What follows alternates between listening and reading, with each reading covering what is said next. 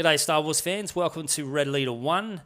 Now, I did do a video a few weeks ago about Star Wars Hasbro. It was a bit of a rant video, I ended up getting rid of it. I thought I'd do this video today, and I guess I'm going to continue to do this in the future. Talk about Star Wars Hasbro and how bad it's got. Now, I started collecting back in 2008, and I think between 2008 and 2011, it was the golden time of collecting. You had a big range of figures and vehicles to choose from. These vehicles and figures weren't overpriced. You had so many different types to pick from. You were able to go into your local stores and actually find these products on pegs and on shelves.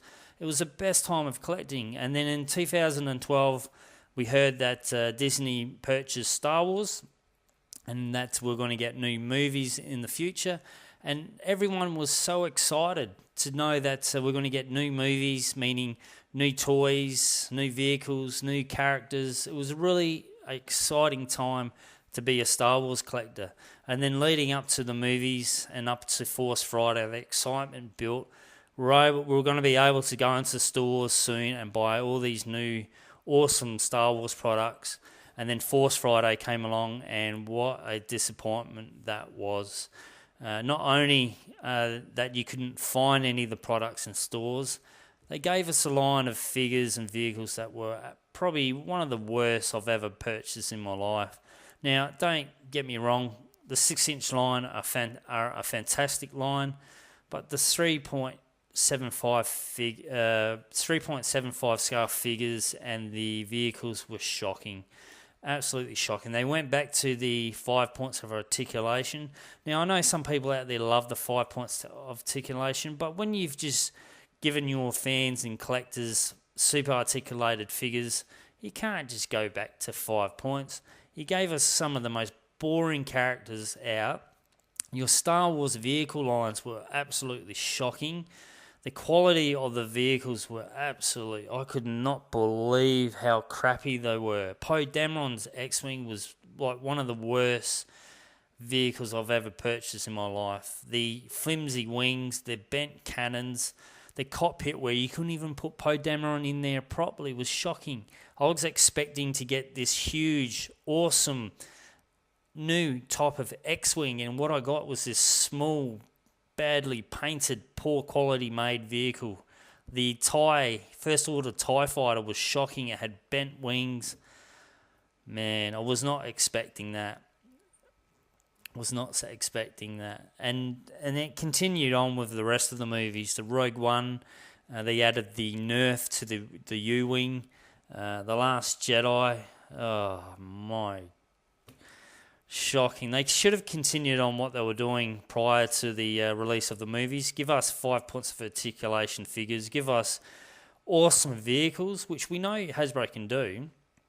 And they've started to do it now. But the problem with the really cool, good quality vehicles now that Hasbro are releasing as part of the vintage line is that they're making these vehicles exclusive. And when you make something like this exclusive, the prices for them go way up, and you can see that for the vintage collection TIE Fighter. Here in Australia, you got to pay $200 for it. $200. What are you doing, Hasbro? And you can actually see a bit of a change that the Hasbro are doing. They're going back to some of the original movie line characters and vehicles, but you're not going to find any of those in major stores these days. I think what happened is that a lot of main stores, especially in Australia, were burnt with the first lot of figures and vehicles that came out of The Force Awakens and Rogue One. No one's going to go in there and buy to pay $20 for figures and vehicles that are poor quality. You were able to pay that when we were getting super articulated figures, good quality vehicles, and these days you don't. And the only way, if you're going to purchase any of this new stuff that have been announced from Hasbro, is through eBay or online stores. And if you do that, you're going to be paying a lot more money than what you should be paying for. So, yes, Star Wars collecting is not fun anymore. I miss the days of the Star Wars toy hunt.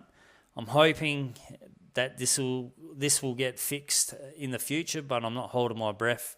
What it comes to now is that Star Wars collecting has become a exclusive. It's become exclusive for collectors. So a lot of people are shut out of being able to collect all this new stuff, and it's frustrating. And I don't think it should happen. And Hasbro better lift their game. And you wonder why they're losing money, and Disney are losing money as well, because no one's buying all this other crap anymore. And any of the good stuff that you can buy, you can't find anywhere. You can't find it anywhere, and that sucks. All right, guys, let me know in the comment section down below what your thoughts on this are. Obviously, I'm going to continue on making videos on this and giving my feelings and thoughts on it, because it sucks. It really sucks. I miss the days of going out collecting and finding stuff and sharing it with you guys on my YouTube channel.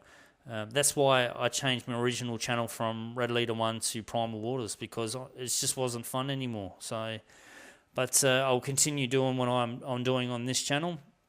I'm sorry I've ranted a bit. I might be all over the place, but I guess you understand what I'm coming from. So, alright guys, that's it for this video. Thank you for tuning in. Like I said, drop a comment down below, hit that like button, share this video, and if you're new to this channel, please subscribe. Until next time, I'll see you in the next video.